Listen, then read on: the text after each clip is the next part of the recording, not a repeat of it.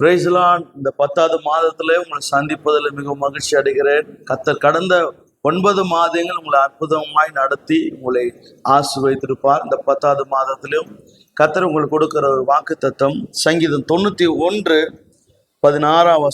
நீடித்த நாட்களால் அவனை திருப்தியாக்கி என் ரட்சிப்பை அவனுக்கு காண்பிப்பேன். ஆண்டவர் இந்த மாதம் உங்களுக்கு சொல்லுகிற ஒரு வார்த்தை உங்களை திருப்தியாக்குவாராக. இந்த மாதத்துல நீங்க எதிர்பார்த்து கொண்டிருக்கலாம், கர்த்தர் எனக்கு என்ன செய்ய போகிற? ஆண்டவர் சொல்லுகிறார், உன்னை திருப்தியாக நான் நடத்த போகிறேன். நம்ம வாழ்க்கை திருப்தி என்பது நமக்கு காணப்படுகிறது. ஒருவேளை உங்க வாழ்க்கையில சொல்லலாம், எனக்கு அநேக காரியம் இருக்குது, இந்த ஒரு காரியத்துல மாத்திரம் ஒரு அற்புதம் இல்லாதபடினால என் வாழ்க்கையில் ஒரு மன நிறைவே இல்லை, என் வாழ்க்கை எப்போதான் இது மாறப்போகுது நீங்க நினைச்சு கொண்டிருந்தீங்கன்னா ஆண்டவர் உங்களை பார்த்து சொல்லுகிறார், அந்த காரியத்துல ஒரு நிறைவை ஆண்டவர் தருவாராக. இன்னைக்கு மனுஷனுக்கு ஒருவேளை சாப்பாடை கொடுத்து திருப்தி ஆகுறது ரொம்ப ஈஸி. யாருன்னா பசியா இருந்தாங்கன்னா ஒரு வேளை சாப்பாடு வாங்கி கொடுத்து அவங்களை திருப்தி ஆகுறது ரொம்ப ஈஸி. ஆனா வாழ்க்கை முழுவதுமே ஒரு கஷ்டத்துல இருக்கிறவங்களுக்கு சூழ்நிலை மாறுவதற்காக அவங்களுக்கு ஏதாவது உதவி செய்வது யாராலையும் செய்ய முடியாது.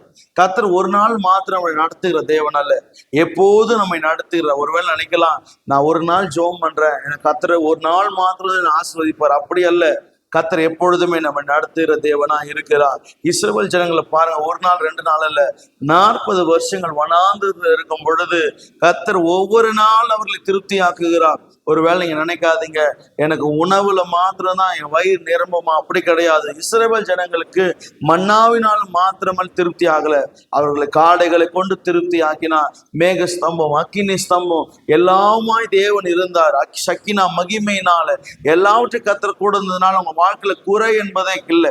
எகிப்துல இருக்கும்போது அநேக குறைவு அவங்க வாழ்க்கையில இருந்தது. எதுலையுமே பார்க்கும்போது சமாதானம் இல்லை, ஒரு விடுதலை இல்லை. 400 வருஷத்துக்கு மேல ஒரு வாழ்க்கையில அடிமைத்தன வாழ்க்கை. ஆனா அந்த வனாந்திரத்துல வரும்போது அவங்கள பாருங்க, கர்த்தர் அவங்களை நடத்துகிறார். நடத்த பொழுது அந்த வாழ்க்கையில ஒரு குறையுமே இல்லை. நம்ம வாழ்க்கை அநேக நேரத்துல வனாந்திரத்துல போல இருப்போம். இந்த வனாந்திரத்துல கர்த்தர் என்னை எப்படி நடத்த போகிறாரு, இந்த காண்கிறதெல்லாம் ஒண்ணுமே இல்லாதது போல ஆண்டவர் சொல்ற வறட்சியான காலங்களில நம்மளை திருப்தியாக்கி நம்ம நடத்துகிறார். நம்ம எங்க வறட்சி இருக்கிறதோ கர்த்தருடைய திருப்தி அங்கதான் நம்ம பார்க்க முடியும். எங்க குறைவு காணப்படுகிறதோ அங்கதான் ஒரு நிறைவை பார்க்க முடியும். ஒரு கல்யாணத்துல ஒரு குறைவு காணப்பட்டது, ஆனா பாருங்க, கர்த்தர் அங்க இருக்கும் பொழுது அவர் ஒரு அற்புதம் செய்யும் போது ஒரு நிறைவு கிடையாது, அதுல தேவனுடைய மகிமை வெளிப்படுகிறது. நம்ம வாழ்க்கையில ஒரு குறைவு இருக்கும் பொழுது நம் கர்த்தரிடத்துல போய் நம்ம தெரியப்படுத்தும் பொழுது ஆண்டவர் நம்ம நிறைவாக்குறதும் அல்ல, நம்மளை எல்லாவற்றிலும் மீதி எடுக்கும்படியான ஒரு அற்புதங்களை செய்கிறார். மத்தேயு 8ஆம் அதிகாரம் நம்ம பார்க்கும் பொழுது 3 நாட்கள் தேவ சமூகத்துல காத்திருக்கும் பொழுது ஆண்டவர் சொல்லுகிறாரு, அந்த 3ஆவது நாள் முடியும் பொழுது ஆண்டவர் சொல்லுகிறார் சீசர்களை பார்த்து, இவர்கள் கொடுக்க ஏதாவது இருக்கும் பொழுது சீசர் இல்லைன்னு சொல்றாங்க. ஆனா ஆண்டவர் பாருங்க, அவங்க தேவ சமூகத்துல காத்திருந்தாலும் சொல்லுகிறாரு, இவங்களை வெறுமே அனுப்புனா சோர்ந்து போயிடுவாங்க என்பதை அறிந்து பண்ண சொல்றாரு.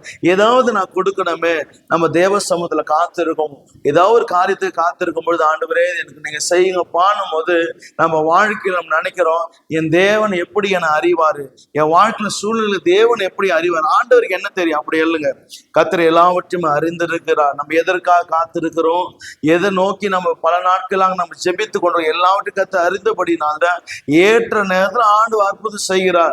ஆண்டவர் சீசர் சொல்லிட்டாங்க, இவங்க வெறுமையா போனா போகட்டும், ஏன்னா தேவ சமூகத்தான் 3 நாள் காத்திருந்தாங்க, போகட்டும், வீட்டுல போய் சாப்பிட்டோம், இல்ல வழி எங்கன்னா போய் சாப்பிட்டோம்.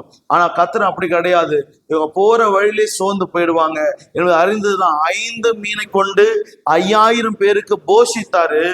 எந்த சீஷர்கள் அவர்கள் இல்லைன்னு சொன்னார்களோ அவர்களும் சாப்பிட்டு திருப்தி அடைந்து 12 கூடைகள் மீதி எடுக்க தேவன் ஒரு திருப்தி அங்க கட்டளிட்டா. அதே போலதான் உங்க வாழ்க்கை நான் சொல்லுகிறேன், ஒரு வேளை தேவ சமூகத்துல நீங்க காத்திருப்பதுனால எனக்கு என்ன நடக்கும் அப்படி கிடையாது. தேவன் நம்மை அறிந்திருக்கிறார், நம்முடைய சோர்வுகளை அவர் அறிந்திருக்கிறார். இந்த மாத்திரம் என் பிள்ளைக்கு அற்புதத்தை செய்யலனா என் பிள்ளை சோர்ந்து போகும் என்பதை கர்த்தர் அறிந்திருக்கிறார். ஒரு வேளை தேவ சமூகத்தை காத்திருக்கிறீங்களா? இந்த 10வது மாதம் உங்களுக்கு அற்புதம் செய்வாராக. நீங்க எதற்காக காத்திருக்க அந்த காரியத்துல கர்த்தர் ஒரு நிறைவு உங்களுக்கு தருவாராக. அற்புதம் செய்யறது மாத்திரமல்ல, அதுல கர்த்தர் உங்களுக்கு மீதி எடுக்க உதவி செய்வாராக.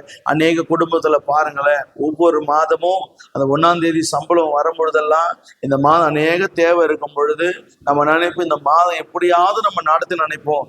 ஆனா 10, 15 தேதி வந்த உடனே அது இருக்கிற எல்லாமே அங்க பணம் இல்லாத சூழ்நிலையில ஒவ்வொரு காரியம் வரும்போதெல்லாம், ஒரு தேவை வரும்போதெல்லாம் நம்ம யார் இடத்துல போய் கேட்பது, நம்ம என்ன பண்ண, ஒரு குழப்பம் உண்டாகும். இது நிமித்தமே குடும்பத்தை சமாதானம் இருக்காது. ஆண்டவர் சொல்லுகிறார், இந்த மாதம் நான் உன்னை நடத்துவேன், உன்னை நான் திருப்தி ஆக்குவேன். ஒருவேளை அநேக தேவையுள்ளவர்களா நீங்க இந்த வீடியோவை நீங்க பார்த்து இருப்பீங்கன்னா, கர்த்தர் உங்களை பார்த்து சொல்லுகிறார், உன்னை நான் திருப்தி ஆக்குவேன். இந்த மாதம் எவ்வளவு தேவை இருக்கட்டும், எவ்வளவு சத்துரு உங்க வாழ்க்கையில் நெருக்கடியை போல உங்க கண்களுக்கு முன்பாக சில காரியங்களை காண்பிட்டோம், சோர்ந்து போயிடாதீங்க.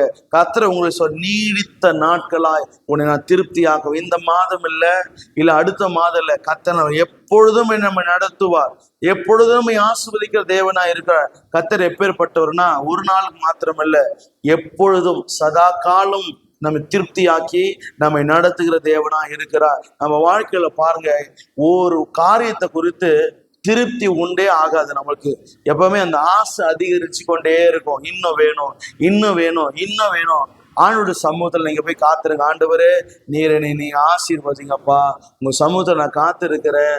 கர்த்தாவே, நீங்க என்னை ஆசீர்வதிங்கப்பான்னு கேளுங்க. கர்த்தர் உங்களுக்கு ஒரு மன நிறைவை தருவார். யாக்கோப்புடைய வாழ்க்கையில பாருங்க, யாக்கோப்பு எல்லா ஆசீர்வாதம் உடையவனா இருந்தான். அவன் தன் லாபான் இடத்துல இருந்து திரும்பும் பொழுது எல்லா ஆசீர்வாதம் இருக்கு. இருந்தாலும் ராம் முழுவதுமா தேவனிடத்துல போராடுகிற, கர்த்தாவே நீர் என்னை ஆசீர்வாதியும். தகப்பல இருந்து ஆசீர்வாதத்தை பெற்றுக்கொள்கிறான், சகோதரிடத்துல இருந்து ஆசீர்வாதத்தை பெற்றுக்கொள்கிறான். ஆனால் இன்னும் என்ன ஆசீர்வதிக்கணும் என்பதை அவன் தேவனிடத்தை கேட்கும் பொழுது அப்ப என்ன தேவைப்படுகிறது? அவனுக்கு ஒரு நிறைவு தேவைப்படுகிறது. நான் ஒரு திருப்தி வேணும் என் வாழ்க்கையில.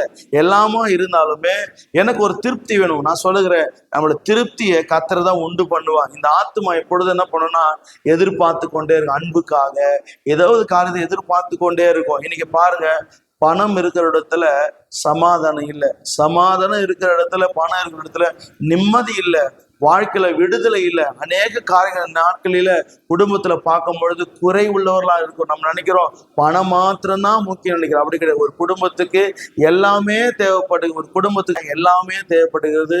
கர்த்தர் நம்மை திருப்தியாய் இந்த 10வது மாதத்துல கர்த்தர் உங்களை நடத்துவாராக. God bless you.